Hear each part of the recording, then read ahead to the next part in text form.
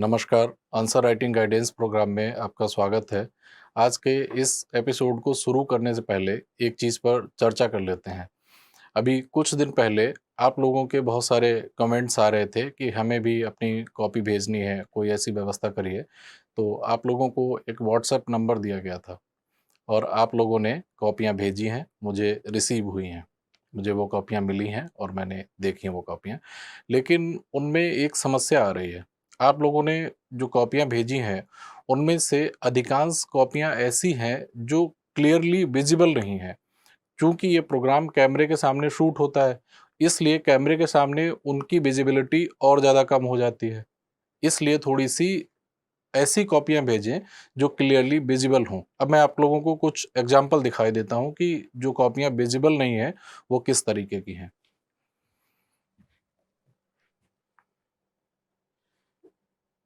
जैसे ये कॉपी है, ये जब स्कैन की गई होगी तब इसमें जो शैडो है, फ़ोन से स्कैन किया गया होगा, तो इस हिस्से में फ़ोन की शैडो आई होगी। तो इस वजह से ये कॉपी जब बोर्ड पे यहाँ लगी है, तब ये बहुत ज़्यादा क्लैरिटी के साथ नहीं दिखेगी। इस तरह का जो इश्यू है, वो कई पेजेस में है।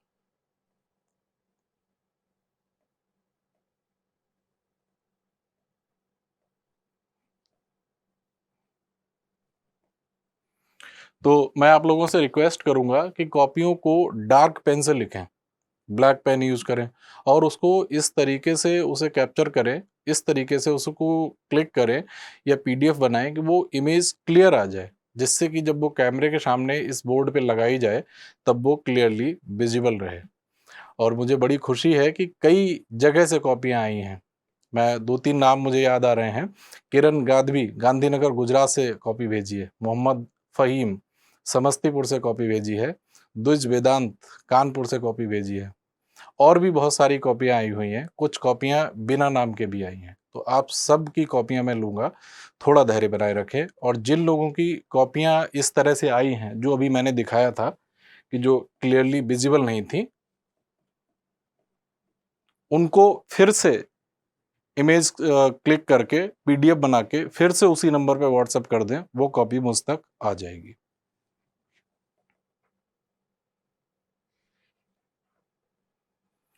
अब आज का प्रश्न देख लेते हैं। प्रश्न है, वैश्विक राजनीति और आर्थिक व्यवस्था पर प्रथम विश्व युद्ध के प्रभावों का आलोचनात्मक परीक्षण कीजिए। इस प्रश्न में प्रथम विश्व युद्ध का वैश्विक राजनीति पर और वैश्विक अर्थव्यवस्था पर क्या प्रभाव पड़ा, इसके बारे में लिखना है और ये प्रश्न 150 शब्दों के लिए 10 नंबर के लिए है।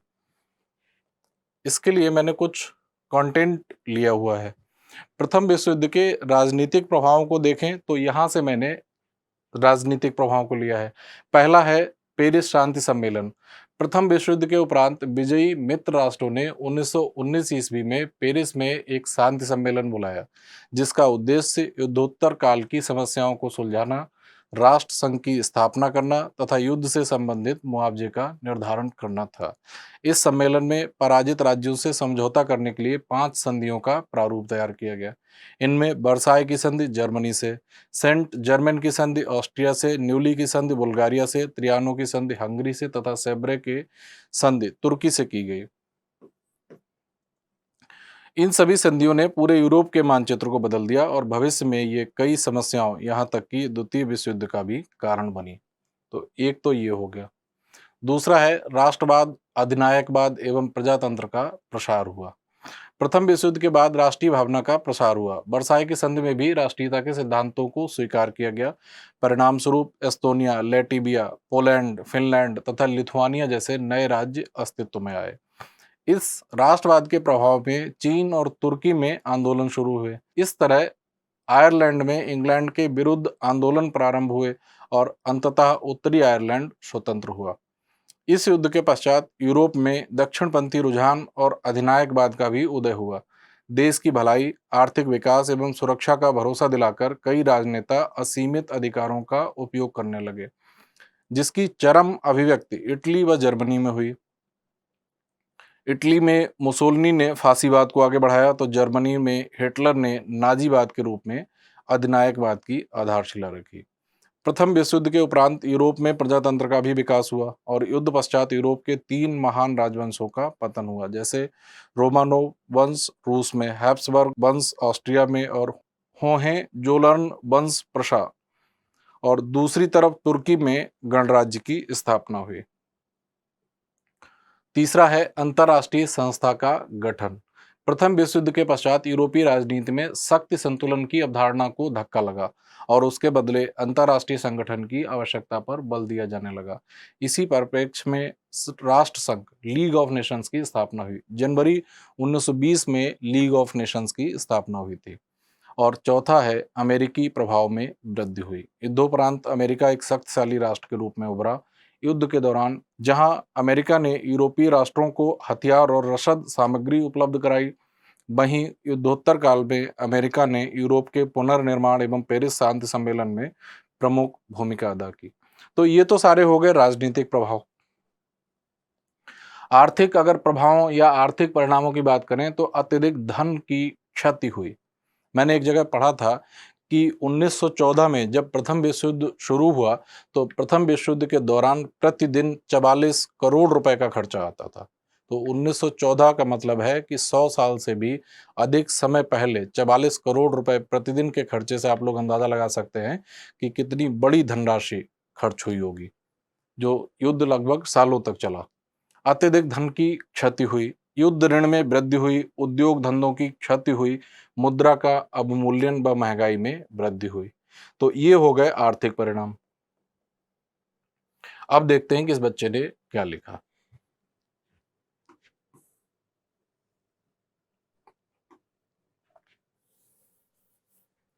बीसवीं सदी में हुआ प्रथम विश्व युद्ध एक वैश्विक परिघटना थी जिसमें यूरोप के प्रमुख देश संघर्षशील थे।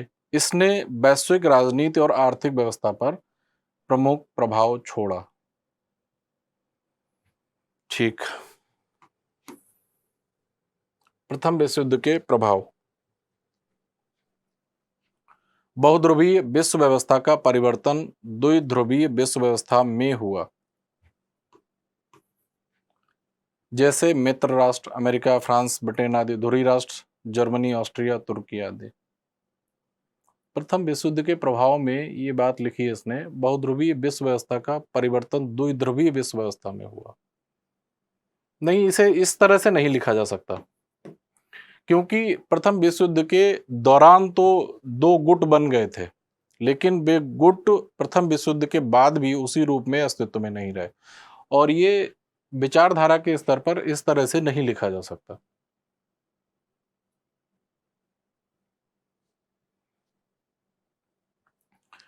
दूसरा है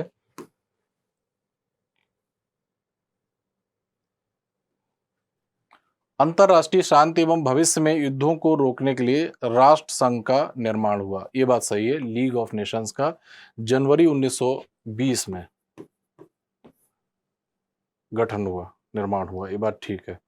पूंजीवादी एवं लोकतांत्रिक शासन के विकल्प के रूप में साम्यवादी एवं फांसीवादी शासन का उदय हुआ, ये बात भी ठीक है।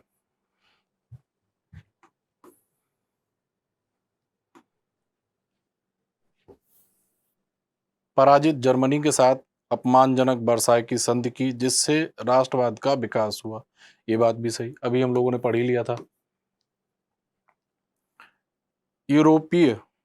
यूरोपीय शक्तियों के प्रभुत्व में कमी आई तथा अमेरिका एवं जापान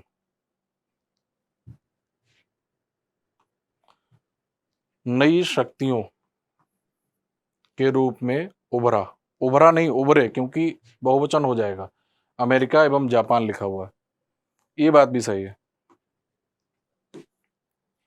तुर्की, चेकोस्लोवाकिया, यूगोस्लाविया, पोलैंड आदि राज्यों का उदय हुआ, ठीक बात है ये। और इसके साथ साथ एस्टोनिया, लैटविया, लिथुआनिया जैसे भी देश थे, बाल्टिक कंट्रीज। तो इसने ये राजनीतिक प्रभाव तो लिख दिए, आगे सीधा निष्कर्ष लिखा है। जबकि प्रश्न में पूछा गया था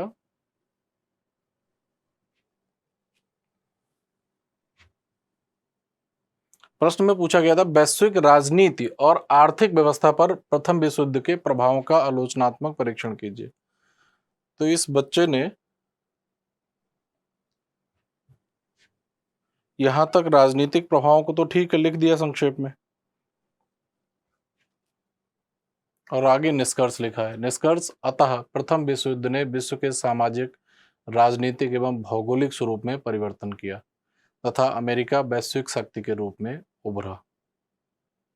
सामाजिक, राजनीतिक, भौगोलिक स्वरूप में परिवर्तन किया, लेकिन इसने जो आर्थिक व्यवस्था या वैश्विक आर्थिक व्यवस्था पर क्या प्रभाव छोड़ा प्रथम विश्व युद्ध ने, उसके बारे में कोई जानकारी नहीं दी है।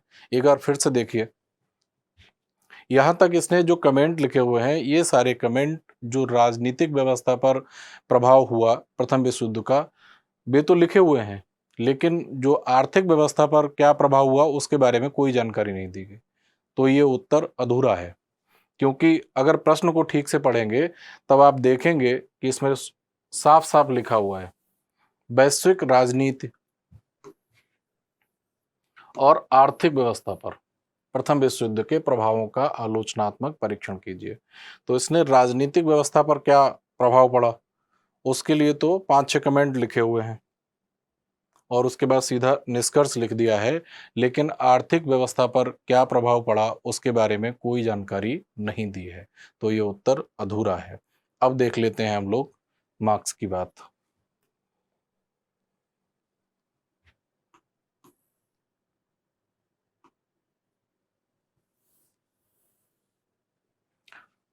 बीसवीं सदी में हुआ प्रथम विश्व युद्ध एक वैश्विक परिघटना थी। सामान्य सी एक भूमिका है, आधा नंबर दिया जा सकता है। और अब आगे देख लेते हैं। पहले कमेंट से तो मैं सहमत नहीं हूं, क्योंकि ये इस तरह से नहीं लिखा जाना चाहिए था। बहुध्रुवीय विश्व व्यवस्था का परिवर्तन द्विध्रुवीय विश्व व्यवस्था में हुआ, जैसे मित्र राष्ट्र, धुरी राष्ट्र। ये युद्ध के दौरान तो गुट बने थे, लेकिन बाद में ये व्यवस्था बनी नहीं रह सकी, तो इसलिए इसे लिखना ठीक नहीं है। यहां पर जो कमेंट्स लिखे थे वो सारे कमेंट्स सही थे।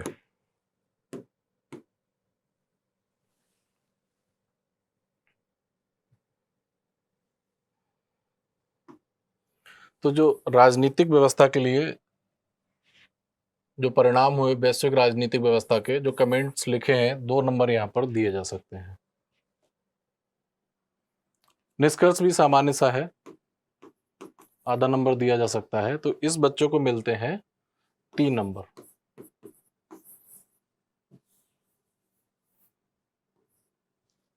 दस में से 3 नंबर इसको दिए जाते हैं, और इसको सलाह दी जाती है इस बच्चों को प्रश्न को ठीक से पढ़े और ये समझे कि प्रश्न का एक भाग है या प्रश्न के 2 भाग हैं, या कई बार ऐसा होता है कि प्रश्न के एक भाग में ही 2 उपभाग होते हैं, तो उत्तर तो दोनों उपभागों के लिए लिखना होता है।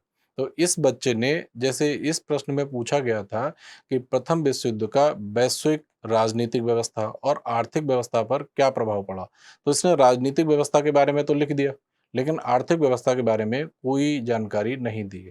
तो इसलिए ये उत्तर अधूरा है। तो इससे सलाह दी जाती है कि प्रश्न को ठीक से पढ़े और ये समझे कि प्रश्न के कितने भाग हैं या प्रश्न के कितने उपभाग हैं, और उसके अनुसार सभी भागों पर उत्तर लिखे। और उसके अलावा जो जानकारी इस बच्चे ने दी थी वो ठीक थी। केवल एक कमेंट जो इस बच्चे ने लिखा था कि बहुध्रुवीय व्यवस्था के स्थान पर द्विध्रुवीय हो गई, वह इस तरीके से लिखना ठीक नहीं था, और इस बच्चे को 10 में से 3 नंबर दिए जाते हैं। और इस एपिसोड के बाद हम लोग अब अगले एपिसोड में मिलेंगे। धन्यवाद, नमस्कार।